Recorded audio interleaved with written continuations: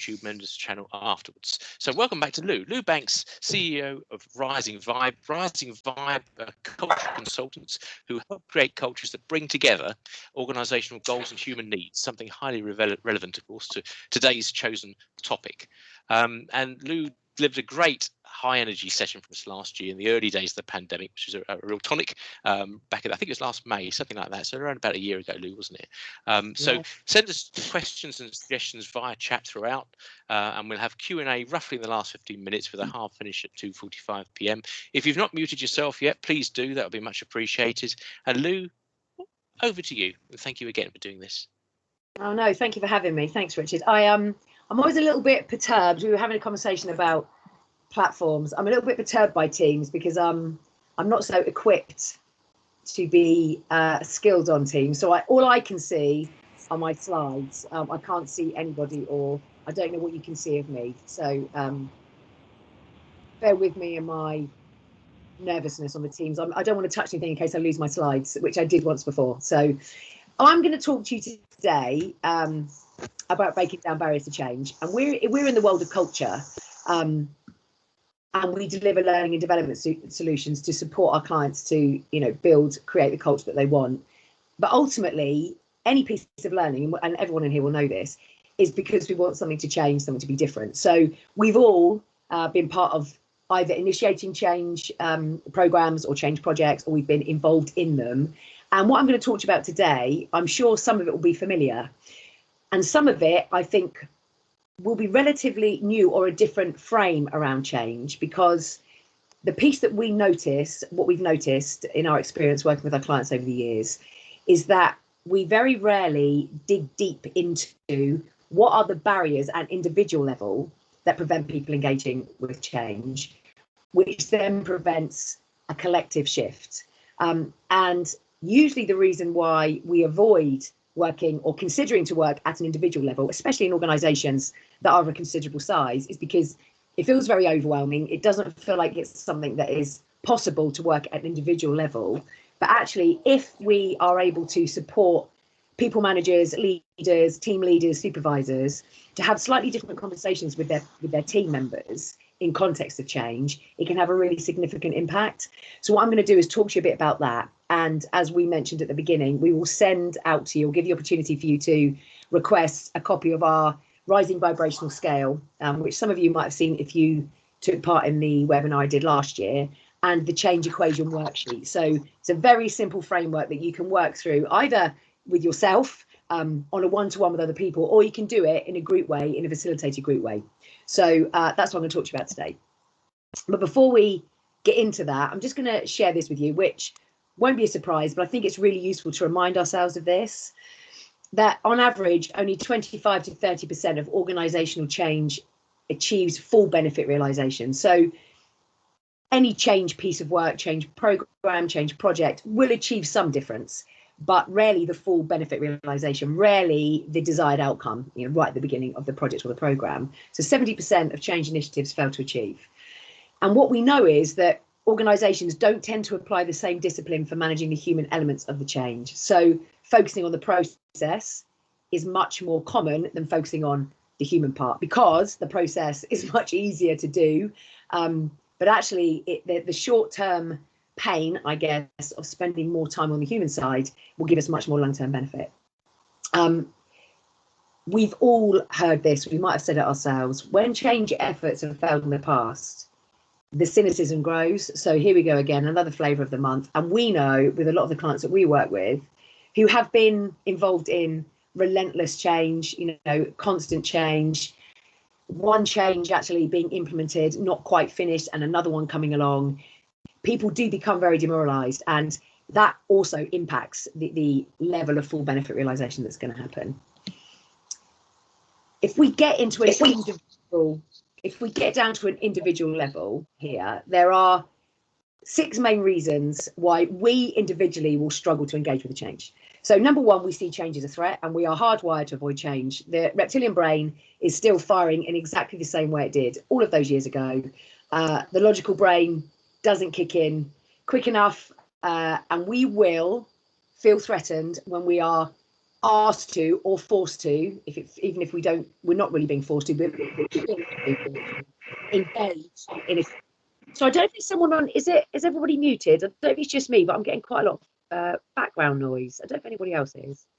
The more we engage in change, so the more regularly we are party to, thrown into experiencing change, we will become more comfortable with that discomfort.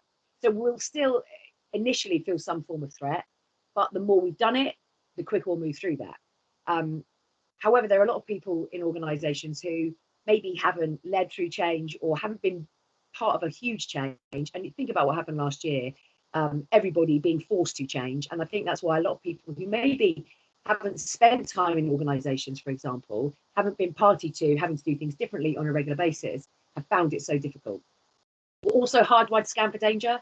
So we need 5 positive experiences of something, of a particular context, to override one unhelpful negative experience.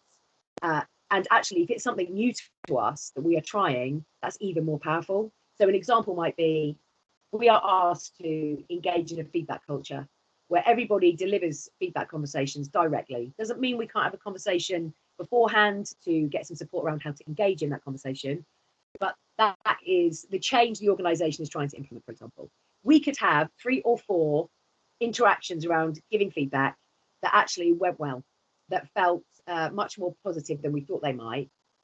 If we just experience one that doesn't feel great, we will unconsciously delete all of the experiences beforehand that felt okay. So we are hardwired for that, which means we are always feeling threat, and then we are deleting some of the positive experiences that we've had anyway. If we don't know the what and the why of the change, we're going to struggle to engage in it. So the way I like to think about this is, if we buy anything, and I'm talking about buying into something or purchasing something, we will only do so or be compelled to do so if it's going to solve a problem that we have or help us achieve an outcome that we want. So is it going to solve my problem? Is it going to help me achieve an outcome? So being really clear about what the change is and why it's happening is one way to potentially engage with someone around, okay, well, that will help me solve this, or actually that will help me achieve that. And sometimes there might not be a problem that is going to help me solve, and it might not help me achieve an outcome, but the why might help me engage in it because there might be an implication to me not engaging with it. So for example, that's the way the business is moving. You've got to be in, or you've got to find another job.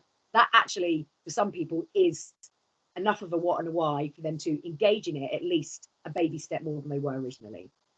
If we don't see any personal benefit to making a change, so very linked to this. So is the what and why clear to me? If there is nothing that feels of personal benefit, so the old saying, what's in it for me, with him, if there's not anything in it for me, I'm not naturally going to connect with it. So the what and the why, if there's not really any personal benefit to someone in the wider organization, which sometimes is the case, then the what and the why needs to be really clear if there's no personal benefit. We don't know how to change. So sometimes we genuinely being asked to do something differently and we have no idea how to do that. And what we've noticed is, and I'd love to know what you guys think about this. And please, you know, if you've got any questions, you want to challenge something, want any more information, please put it into the chat, and Richard can kind of let me know or come off mute and ask a question. We have noticed that the more senior people become, the more they move through an organization, being open and honest about not knowing how to do something becomes less comfortable. It's much more vulnerable to say, the more senior you become, actually, I haven't got a clue how to do that. So we've really noticed that in terms of the more senior, the less chance of someone being open to say, I don't know how to do it, which means they remain not knowing how to do it. So the change doesn't happen. And often our mindset is not aligned with the expected change. So if we're being asked to behave differently, you know, show up differently, be something different in the workplace, but we don't buy into it, we don't engage with it, we don't believe it's a good thing, we don't believe it's a positive or helpful or healthy thing, we are not going to engage in it. And actually what we find is not a lot of people understand sometimes why they have a barrier to doing something until you help them raise self-awareness around their mindset. So this is a really, really old model, and I love it because it's very simple, very practical. It's a great little checklist, actually, I think, and some of you might be familiar with it. But what I've also recognised, going back to some people don't know how to do things, I also make a lot of assumptions because this is an old model. I assume a lot of people have seen it, and actually some people haven't, or haven't seen it for many years, and this brings it back to the forefront of their mind. So there's 5 steps to this. The first one is awareness, being really explicitly clear about what the change is and why you're doing it. So going back to why we struggle personally with change, is the what and the why clear? And so I guess the comms here is not just about a blanket comms that might come out from senior leadership talking about the change. Is the piece of communication hitting all levels? Is everybody in the wider organisation or everybody involved in the change, does the communication land for them? Is the what and the why clear to them at their level in their role based on what it is that they do in the business? And we find that often isn't the case. The desire piece, so what's in it for me? Clearly, if the awareness is great, if the communication is really targeted and the what and the why is clear, might highlight personal benefit or not, but the what and the why is clear, then there's going to be more desire to engage in the change. But not many organisations that we work with actually measure the level of desire following the comms. The level of engagement might be measured as you go through the programme, but actually there's significant investment lost if the measurement of engagement, the level of desire to engage in the change just following the awareness piece is not measured, because you can make some tweaks, you can make some changes, you can re-communicate. So that piece is really, really important. And those 2 bits, they do happen, but in our experience, not always with a huge amount of investment of focus and time. The knowledge and the ability. So do I know it and can I do it? So do I need to know any new knowledge to be able to deliver on this? And do I need to learn a new skill? Do I have the capability to do it? So from a learning and development perspective, this is often where there is quite a lot of investment and focus and energy. So learning, solutions, interventions, whether that's leadership development, whether that's one-to-one coaching, whether that's very specific skills training, we see a lot of support provided around the knowledge and ability, but often the awareness piece is not really targeted and there's no measure of engagement before you move on to the next step. We have experienced, and I have no doubt a lot of you have, we have delegates that will attend, workshops that we run and often don't know why they're there. So they've not had explicit communication around the purpose of their attendance. Not always, but that happens sometimes, which would suggest the level of awareness has not been clear enough. And so therefore the engagement, unless you're someone who genuinely just loves learning stuff, sometimes the level of engagement when people come in is not that strong. And the other piece that we find that is often missing is the reinforcement bit. So do I have role models? Am I being surrounded by the different way? So if you're wanting me to do something different, you've communicated it beautifully. I'm very clear about what we're doing and why we're doing it. I have a level of desire and engagement to do it. I have engaged in some learning around learning some new knowledge and learning some new skills and capability. But actually, if I then get back out into the wider organisation and I'm trying to behave, show up, do the things that I've been asked to do differently, and I'm surrounded by people, especially if they're more senior to me, because we know hierarchy has a huge impact when it comes to reinforcement. And if I'm not surrounded by it, then actually those first 4 steps will be, the impact of those first 4 steps will be minimized. And we see this happen time and time again. So for example, using the feedback culture example, if I am being asked to engage in a feedback culture, direct feedback communication, and I'm doing my best to do that, and then I experience some peers or people senior to me who are not doing it, who maybe are talking about another people or another project indirectly, not having the conversation directly, then that is really going to be very uncomfortable, number one, and not supportive of me applying what it is that I've learned. That role modeling, leading by example and practicing what is being preached is so important and often not there in our experience. The aligning mindset piece. So this is a logical levels model, which I'm sure some of you are familiar with.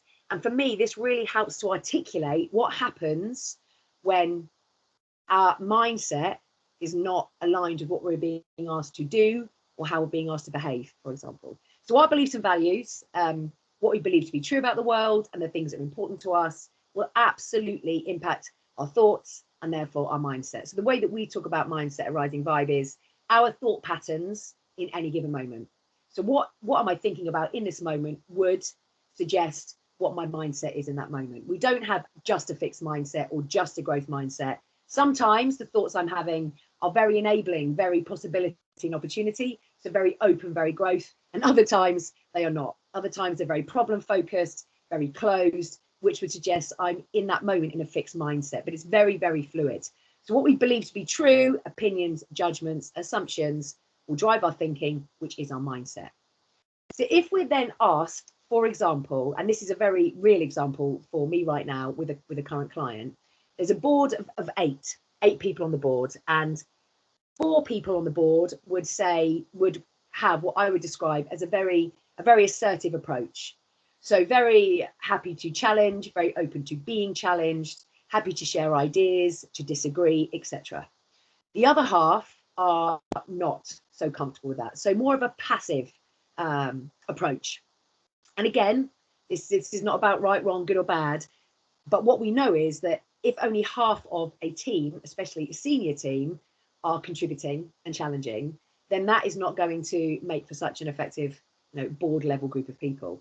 So the piece of work we are supporting them with is to help all of them step into a regular, sustained, assertive approach to the way they engage with each other and the wider organisation. What we have uncovered is that a couple of the members of the team that have more of a passive approach have a very strong belief that being assertive is not a good thing, that being assertive is rude, being assertive is not supportive of being influential, so being assertive is not a great way to build rapport and trust. So what we've done is we have got really explicit. So the outcome is be more assertive. That is the change that we want to see. We have broken that down to be really explicitly clear about what we mean by being assertive. So being assertive for us is saying, we have needs, I have needs, you have needs. How can we come to an agreement around how we interact, how we work together, etc., that meets all of our needs? That is how we would describe an assertive approach. An aggressive approach is, I don't care less about your needs, all that matters is what I need.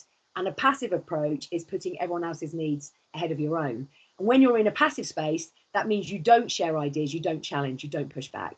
When you're in an aggressive space, you will be very dominant and forceful. So the assertive piece is in the middle. And what we noticed when we explained this as our criteria around that outcome, 2 of the members of the team completely shifted straight away because their beliefs around what assertive meant changed. If we'd not got underneath that, we could have done some amazing work, which we are with them, around how to step into your power, how to step into a more assertive place when you're interacting. It wouldn't matter how much skills learning they had, how much behavioural learning they had, what environment we set up for the learning, because they would not have believed being assertive was a good, helpful, healthy thing, they would not apply it. They might have applied it for a little while, but over time you would see that they would go back to being more passive rather than assertive. So really helping people to get underneath their barriers is key, because if someone has a belief that is limiting them to engage in the way that you want them to behave differently, it is never going to land. And we find that often the learning will happen at skills and capability and behaviours without tapping into the beliefs and values at the same time to check that they are aligned, which will be a huge barrier to people doing something different. So this is the change equation. We talk about let's get personal, because this is really, again, digging down into the individual level. And you can do this, by the way, with yourself, or you can do it on a one-to-one, or you can do take people through the change equation process en masse. We've done it at conference before with a lot of people where you capture themes. It doesn't matter. But what this does is really provoke thinking at an individual level, because this really takes on a coaching approach.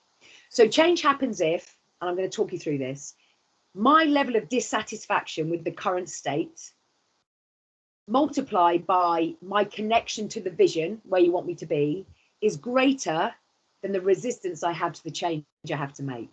So let me say that again. Change will happen if my level of dissatisfaction with my current state times multiplied by my connection to the vision is greater than the resistance I have to the change that I'm being asked to make. So let me break that down a bit. So the worksheet I've taken the worksheet and I'm breaking it down a little bit here now. So with any change, we'll have a B point. We just keep it very simple. Where do you want to be? Your B point, where you're starting from, A point. I think I said beer point then. I think it's because the pubs are now open again. So B point, what is the vision? What is it that needs to be achieved? What's the desired outcome? So using the example of assertiveness, being more assertive is a very broad, very, very high level, macro level statement, which actually might not mean the same thing to different people. As I've just explained, you know, the two of the people in that team thought that assertive meant aggressive. So it's really important that the vision is really articulated with criteria, not just, which we see all the time, we've all experienced it, especially when, you know, and at an organizational level, it is communicated or shared. It can be really artfully vague.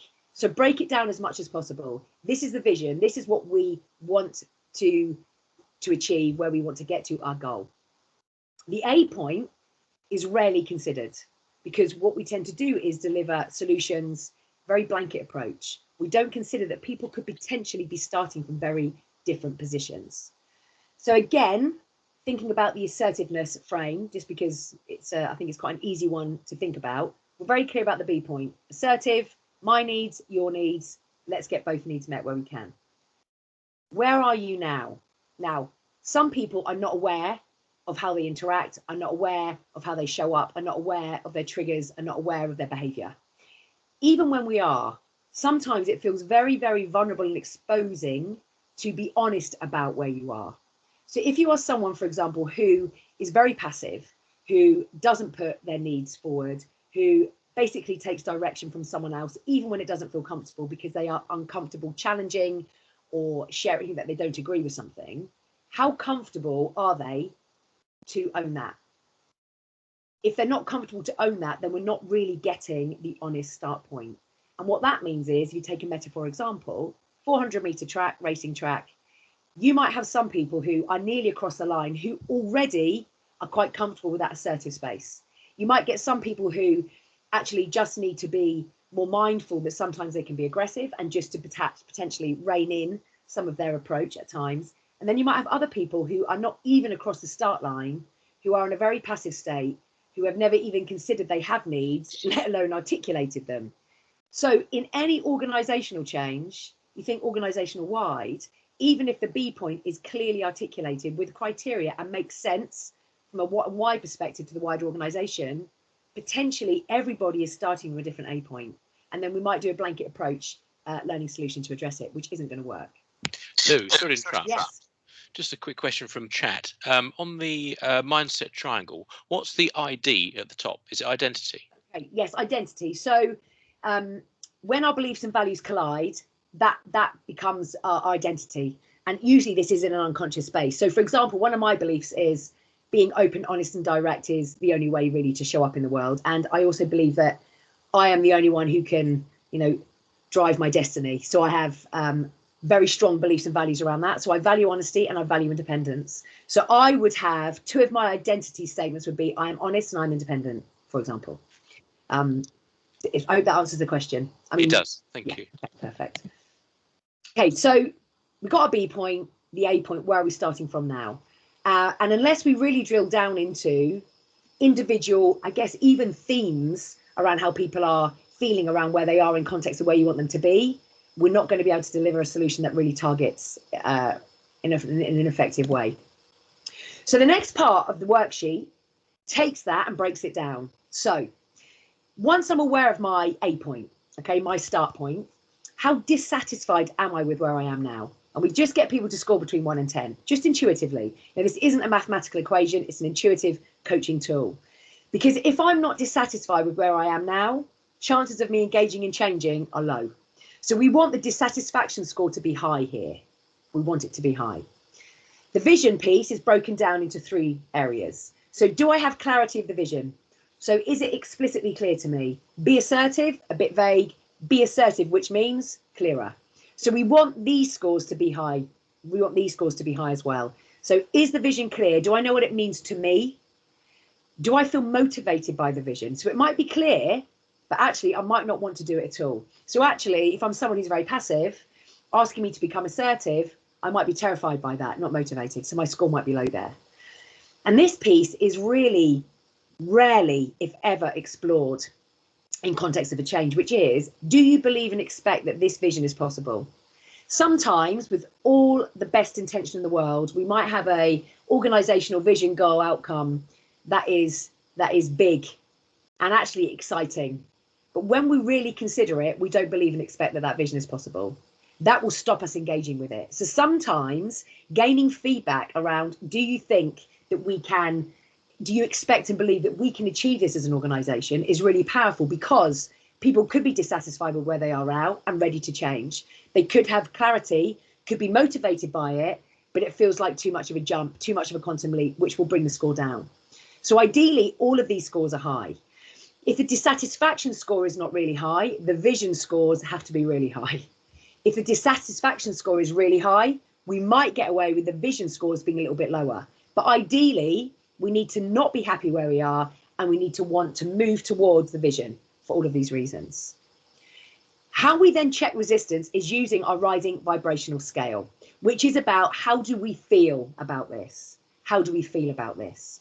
So the equation at the top, D multiplied by V, has to be greater than R. Someone did ask me actually at a conference, but it doesn't mathematically add up. This is not a mathematical equation. This is a way of identifying where our barriers might be to engaging in something. And when we think about how we feel, if we feel good about something, whether that's a process change or our new line manager that's joining, our team, if I feel good about it, I'm going to engage. I'm going to be open to learning. I'm going to be open to the possibility it's going to improve things. I will be open to the challenge of it. I'll be open to going through the discomfort of the change more. If I don't feel good about it, I'm going to resist it.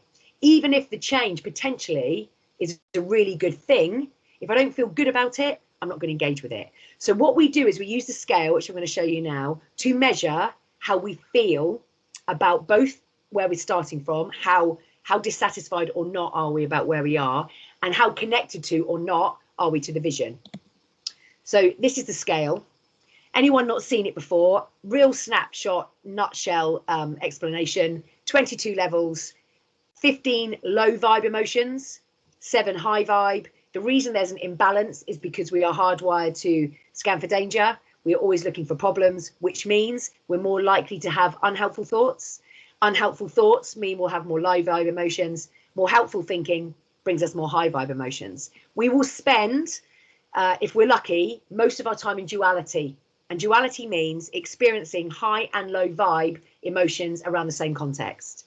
So we can be feeling worried and focused in the same context. So that is a very healthy human state to be in. The watch out is when we are stuck in a more low vibe space consistently.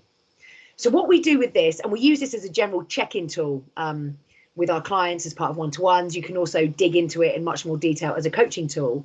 But in context of working with the scale and the change equation, this is about measuring resistance. So when you consider the B point, when you consider the vision, what it is that you are being asked to achieve, or that you want to achieve personally, how do you feel about achieving that? How do you feel about the vision?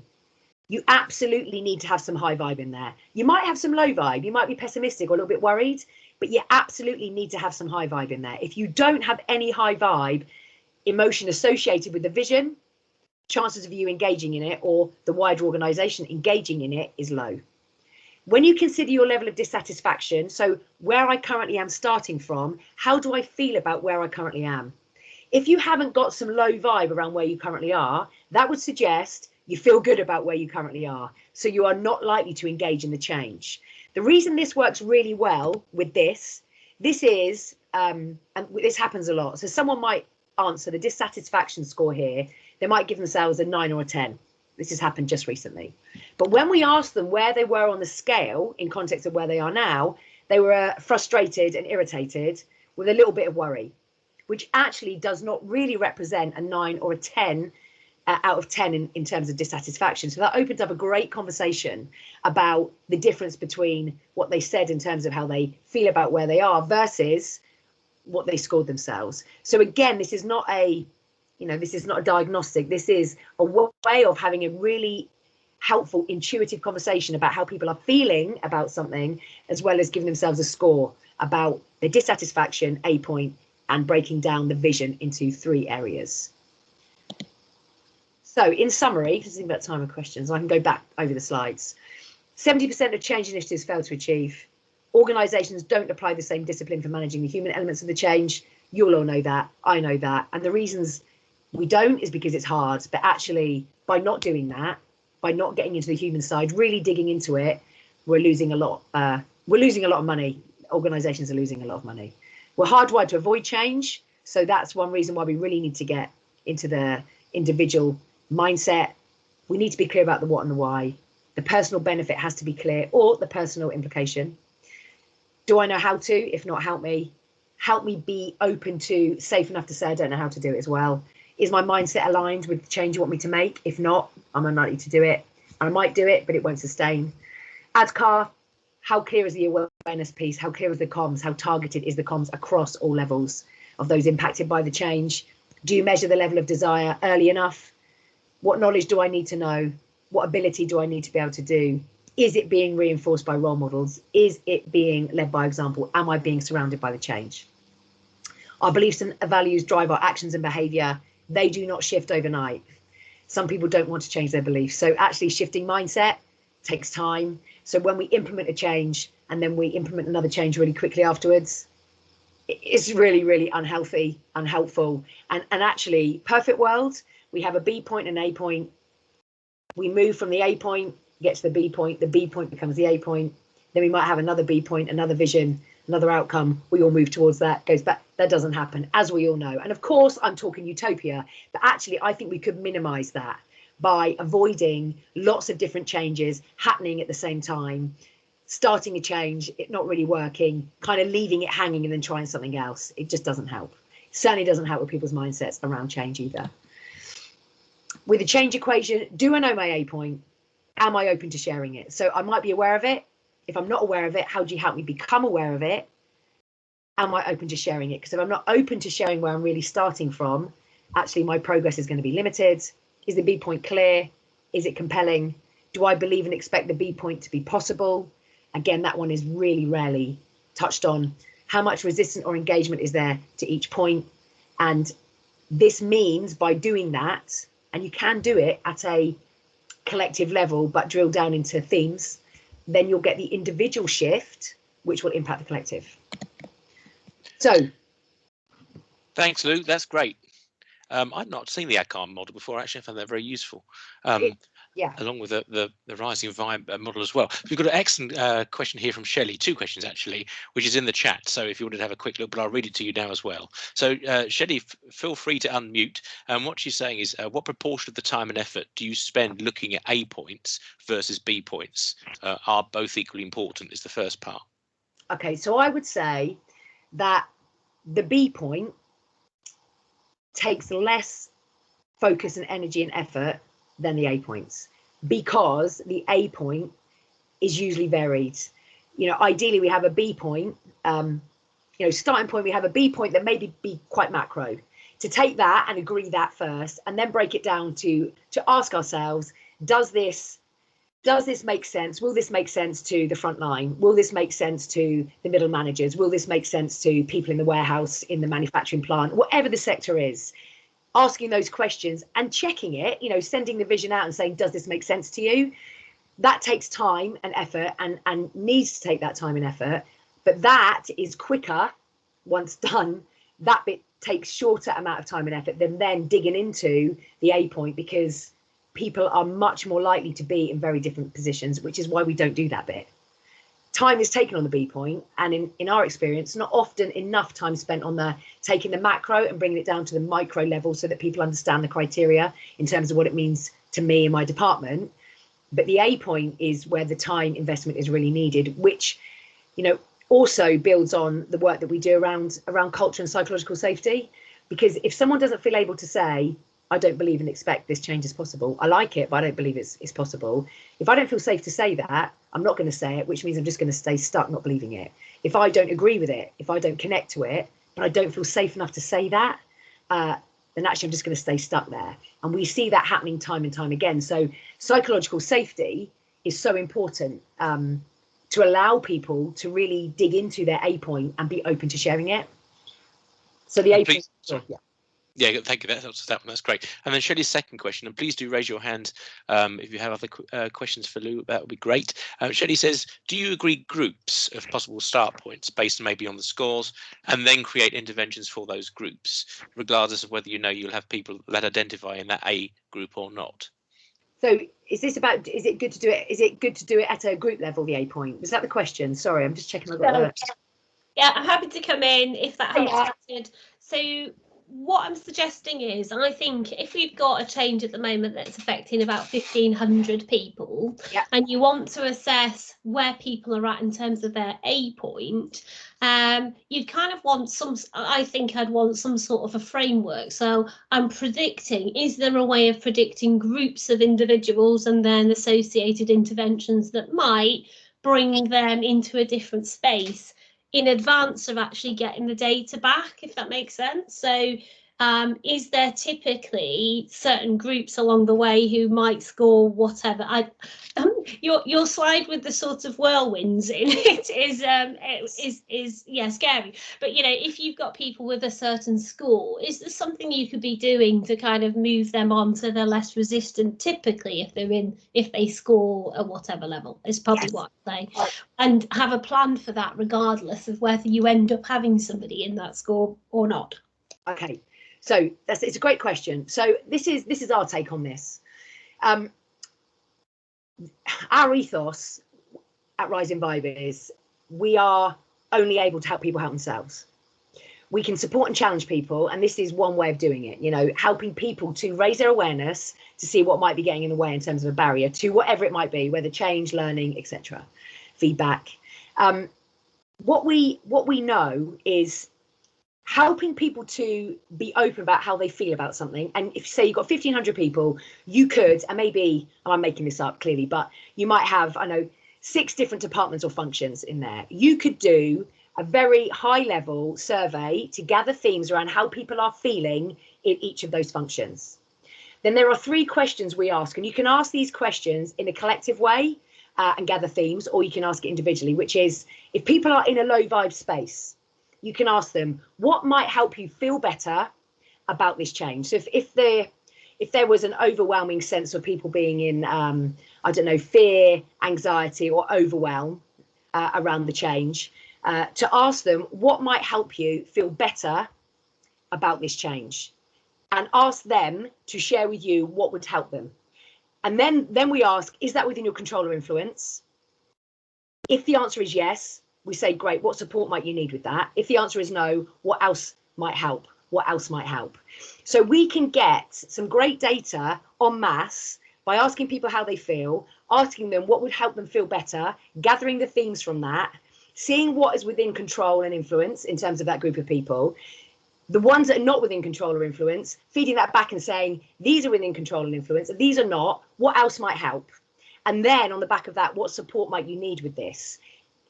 It helps people to take responsibility rather than expecting someone else to kind of drag them through the change, if that makes sense. Those 3 questions, whether you're asking them at an individual level or en masse, are really powerful, because you're not trying to fix it. You're not trying to tell them, you're not trying to give them advice. And what we all know, whether you're in the leadership or HR world, is we take on too much responsibility for making people feel more motivated, for making people engage. We can't make them. All we can do is help them help themselves. So asking them to consider how they feel, asking them what might help them feel better. And the word might is really important here, because if we say what will make you feel better, for some people, especially if they're really low vibe, that feels like a massive quantum leap. Like, I've got no idea what would make me feel better. But if you say what might help, people connect to that really quickly and will give you something. It sounds so straightforward, but it really works. It's super helpful on the basis that we're going through a change and nobody seems to ask a question when you have a call. So it sort of lands dead. And if we start to ask these really simple questions, I think we'll get better response and in terms of how engaged people are or what their vibe is. So that's really helpful. Thank you. Yeah. And do you know what's really interesting? If someone's saying to you, so someone says to me, what might help you feel better? I'm giving you feedback. I'm giving you feedback. If you say to me, can you give me some feedback about what you think about this change, that feels very, very it feels quite provocative if I'm not comfortable with that. It feels quite putting me on the spot. But what might help you feel better about that, Lou, I'm still going to give you the same thing actually, but it feels much more neutral and much more open. Yeah, no, that's great. Thanks so much. Shelley, quick topical question, just because you made a point about that. Is trying to get a change through of that size that you described, I'm assuming it's aggravated by the fact it's all being done remotely, so you can't quite, see the whites of their eyes, as it were. Is that not quite the case? Yeah, no, I think what's difficult in a change of this size is making sure the right people are engaged and getting to be, but recognizing you can't engage everybody. So therefore, how do you keep everybody else informed? It's like there's levels at which you're going to engage directly with people on creating what the future vision is going to be, and then there's people that receive that. But on the whole, you need to test where everybody's at, otherwise, as we were saying, you won't know if you're going to land it or not. And so I guess at intervals now we're saying, well, let's check that in the best ways that we can. I'm not finding being remote difficult, actually. I think we've got some great technology we have from the outset. I think it's always good to be together to kind of feel that vibe genuinely, but we're not finding that that's a barrier at the moment. And I think actually sometimes, depending on the personality and depending on the size of the organisation and depending on the level of hierarchy, I think sometimes remote you get more honesty. Actually, from a you can't see everybody and you've got a lot of people online. You can't see everybody, the whites of the eyes. That sometimes helps people ask a question they might not normally ask in chat or something. That's what we've been finding actually. I've not got the best poker face, so it works for me. Excellent, thanks, Shelley, and thank you, Lou. That was excellent. If you've got a couple of minutes just to stay on, we'll draw the proceedings to a close. But if anyone would like to ask Lou a question, as it were, one-to-one or in a smaller group, please do. For now, we'll be in touch with the link so you can get the worksheets from Lou. Just a quick plug for next Tuesday, 27th of April, 5 p.m. Slightly different session. Experts at work in progress. So people's current thinking, I beg your pardon, on ethnicity data and return to work. So we'll see you there then. For now, thanks ever so much for coming. Lovely to see you all. And Lou, thank you again. No, thanks for having me. Just going to direct you, Lou, to the chat now because there's an. Yeah, and I'm trying to figure out how I exit. I'm saying so I'm just going to escape and see if that makes any difference to me at all. See, I don't know how to get out of it. If I take it back off you, I might be able to. Yeah, you might be able to. Although that does assume I'm better at it than you, which is really unlikely. Your controller kind of. By the way, I'm quite happy to talk about my I'm quite happy to talk about my A point on this. Going, help me. No, fair enough. Well, okay. I've given you back control now. Yeah, thanks.